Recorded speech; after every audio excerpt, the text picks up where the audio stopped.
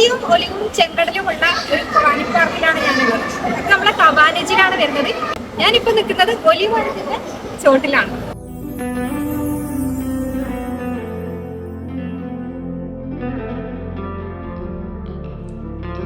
Main എൻട്രൻസിലൂടെ നടക്കുമ്പോൾ നല്ല പച്ചപ്പും ശാന്തതയാണ് നമുക്ക് കാണാൻ പറ്റുന്നത്. നിങ്ങൾ സലാമിനെ കണ്ടിട്ട് തെറ്റിദ്ധരിക്കേണ്ട. ഇത് സത്യം പറഞ്ഞാൽ ഒരു വർഷം മുമ്പെടുത്ത വീഡിയോ ആണ്. എനിക്ക് ഇപ്പോഴാണ് എഡിറ്റ് ചെയ്യാൻ വേണ്ടി സമയം കിട്ടിയത്. ഈ വീഡിയോ കാണുന്ന സലാമൊക്കെ എന്നെ തല്ലിക്കൊല്ലൂ എന്ന് സത്യം പറഞ്ഞാൽ എനിക്കറിയില്ല കേട്ടോ. നമ്മൾ അതിലൂടെ കയറി ഇങ്ങനെ ഒരു കുഞ്ഞു ഗുഹ പോലത്തെ ഒരു സാധനമാണ് കാണാൻ വേണ്ടി പറ്റുന്നത്. പക്ഷെ നമുക്കതിൽ കയറാനൊന്നും പറ്റില്ല. വലിയൊരു ഏരിയയിലാണ് ഈ പാർക്ക് ഉണ്ടാക്കിയിട്ടുള്ളത്. ഫാമിലി ആയിട്ടും കുട്ടികളൊക്കെ ആയിട്ടൊക്കെ വൈകുന്നേരങ്ങളിൽ ചെലവഴിക്കാൻ പറ്റിയ ഒരു അടിപൊളി സ്പോട്ടാണിത്. ഇവിടെ നടക്കാൻ നല്ല ഭംഗിയുള്ള വാക്കിംഗ് ട്രാക്കുകൾ ഉണ്ട്. അതുപോലെ തന്നെ നമ്മൾ നടന്നു പോകുമ്പോൾ ചുറ്റും കാണുന്ന മരങ്ങളും ചെടികളും ഒക്കെ ഒരു പ്രത്യേക ഭംഗിയാണ്. വിശ്രമിക്കാൻ തണലുള്ള ഒത്തിരി സ്ഥലങ്ങളും ഇവിടെ ഉണ്ട്. നമ്മൾ ആദ്യം തന്നെ പോകുന്നത് കേവ് ഓഫ് മിറാക്കിൾസ് അഥവാ അത്ഭുതങ്ങളുടെ ഗുഹയിലേക്കാണ്. ഇതിന് 5 ദിർഹംസാണ് ടിക്കറ്റ് വരുന്നത്. പ്രവാചകന്മാരുടെ ജീവിതത്തിൽ നടക്കുന്ന അത്ഭുത സംഭവങ്ങൾ അല്ലെങ്കിൽ മിറാക്കിൾസ് ആണ് ഇവിടെ കൊടുത്തിട്ടുള്ളത്. എനിക്ക് അത്ര വേർത്തായിട്ട് തോന്നിയിട്ടൊന്നുമില്ല. നമ്മൾ യൂട്യൂബിൽ കാണുന്ന വീഡിയോസ് അതൊക്കെയാണ് അവിടെ കൊടുത്തിട്ടുള്ളത്. ഒരു 3D വിഷ്വലൈസേഷൻ അതേപോലെ ഓഡിയോസ് ഒക്കെ കാണിച്ചിട്ടാണ് ഇവർ കാണിക്കുന്നത്. കുട്ടികൾക്ക് മുതിർന്നവർക്കൊക്കെ ഇഷ്ടപ്പെടുമായിരിക്കും. ഒത്തിരി കാര്യങ്ങൾ മനസ്സിലാക്കാൻ വേണ്ടി പറ്റിയ ഒരു സ്ഥലമാണെന്ന് മാത്രം. പിന്നെ ഇതേപോലെ ലൈറ്റൊക്കെ അവിടെ ഡിം ചെയ്തിട്ടൊക്കെ ഉള്ള ഒരു സ്ഥലമായിരുന്നു. കേവ് ഓഫ് മിറാക്കിൾസിന് പുറത്തിറങ്ങിയിട്ട് ഈ ഭാഗം ഞങ്ങൾക്ക് നന്നായിട്ട് ഇഷ്ടപ്പെട്ടിട്ടുണ്ടായിരുന്നു. എന്നെക്കാൾ കൂടുതൽ അല്ലുനായിരുന്നു ഇഷ്ടപ്പെട്ടിട്ടുണ്ടായിരുന്നു. അവൻ അവിടെ കയറുക ഇറങ്ങുക അങ്ങനെയൊക്കെ ചെയ്തിട്ടുണ്ടായിരുന്നു. പിന്നെ ഞങ്ങൾ അവിടെ കുറച്ച് നേരം സംസാരിച്ചു. അതിൻ്റെ ഇടയിൽ ആരിഫിൻ്റെ അളിയനും ഫ്രണ്ടുമായ കാസിമൊക്കെ വന്നിട്ടുണ്ടായിരുന്നു. ഞങ്ങൾ അവിടെ കുറച്ച് സമയം നിന്നതിന് ശേഷമാണ് പിന്നെ അവിടെ നിന്ന് നടത്താൻ തുടർന്ന്. നമുക്ക് വെള്ളം വേണമായിരുന്നു. അപ്പോൾ വെള്ളത്തിന് വേണ്ടിയിട്ട് അലഞ്ഞ് തിരിഞ്ഞിട്ട് അല്ലു ഓടി വരുന്ന കാഴ്ചയാണ് ഈ കാണുന്നത്.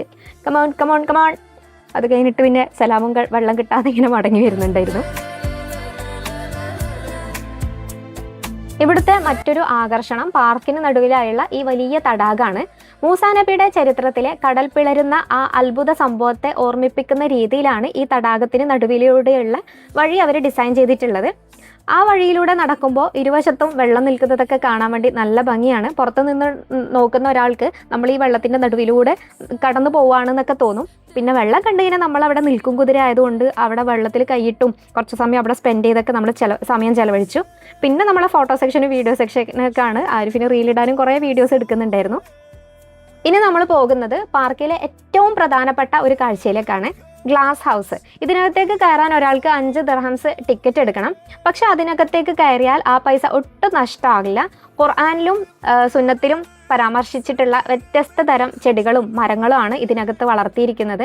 അത്തി, ഒലിവ്, മാതള നാരങ്ങ അങ്ങനെ ഒരുപാട് ചെടികൾ നമുക്കിവിടെ കാണാൻ വേണ്ടി പറ്റും. അതിനെക്കുറിച്ചുള്ള വിവരങ്ങളും അവിടെ എഴുതി വെച്ചിട്ടുണ്ട്.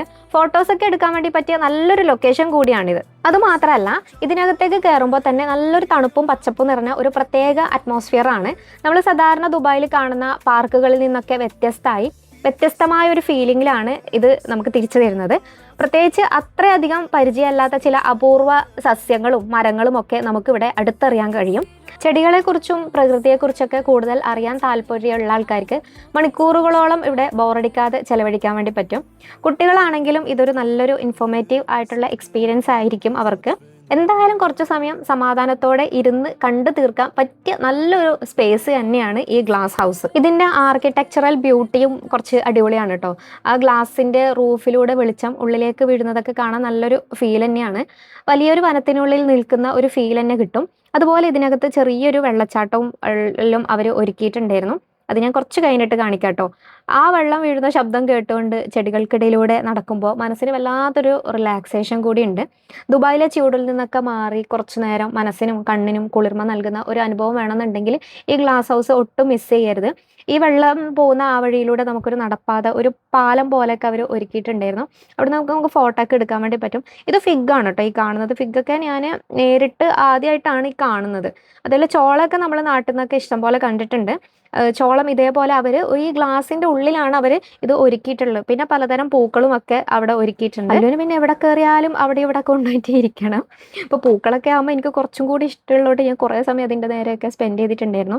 പിന്നെ അതേപോലെ ഞാൻ നേരത്തെ പറഞ്ഞില്ലേ ആ വാക്കിംഗ് വേ, ഒരു ബ്രിഡ്ജ്, അതാണിത്. ഇവിടെ നിന്ന് നമുക്ക് ഒരുപാട് ഫോട്ടോസും വീഡിയോസൊക്കെ എടുക്കാൻ വേണ്ടി പറ്റിയ നല്ലൊരു സ്ഥലം കൂടിയാണ്. നമ്മൾ അതിൻ്റെ മുകളിലൂടെ പോകുമ്പോൾ നമ്മൾ താഴെ കണ്ട കാഴ്ചകളൊക്കെയാണ് കാണുന്നത്. ഇതാണ് ഞാൻ ആ പറഞ്ഞ വെള്ളച്ചാട്ടം കേട്ടോ. പിന്നെ ഇത് നമ്മളെ ഫോട്ടോ സെഷനാണ്. ആരും ഫോട്ടോ എടുക്കാൻ വേണ്ടിയിട്ട് അവിടെ പോയിട്ട് ഇരുന്നിട്ടാണുള്ളത്. പിന്നെ ഇതേപോലെ കുറേ നമുക്ക് അറിയാത്തതും അറിയുന്നതുമായ ഒരുപാട് ചെടികളും മരങ്ങളൊക്കെ ഉണ്ട്. ഈ ബിറ്റർ ആപ്പിൾ ഇഷ്ടം പോലെ ഈ ഗ്ലാസ് ഹൗസിൻ്റെ പുറത്തും ആ ഒരു ഏരിയയിലൊക്കെ ഇഷ്ടം പോലെ നമുക്ക് കാണാൻ വേണ്ടി പറ്റും കേട്ടോ. ചെറിയൊരു തുകയ്ക്ക് ഇത്രയും നല്ലൊരു അനുഭവം തരുന്ന വേറെ സ്ഥലങ്ങൾ ദുബായിൽ കുറവാണെന്ന് തന്നെ പറയാം. നല്ല കാഴ്ചകളും നല്ല അന്തരീക്ഷവും ഒക്കെ ആയിട്ട് ഞങ്ങൾ ഇവിടെ ശരിക്കും ആസ്വദിച്ചു. നിങ്ങൾ ഇതുവരെ ഇവിടെ വന്നിട്ടില്ല എന്നുണ്ടെങ്കിൽ തീർച്ചയായും ഒന്ന് വന്ന് കാണണം. അപ്പോൾ ഇന്നത്തെ വീഡിയോ ഇത്രയേ ഉള്ളൂ. വീഡിയോ ഇഷ്ടമായെങ്കിൽ ലൈക്ക് ചെയ്യാനും ഷെയർ ചെയ്യാനും വേണ്ടി മറക്കരുത്. സബ്സ്ക്രൈബ് ചെയ്യാത്ത ആൾക്കാർ ഉറപ്പായിട്ട് സബ്സ്ക്രൈബ് ചെയ്യണേ.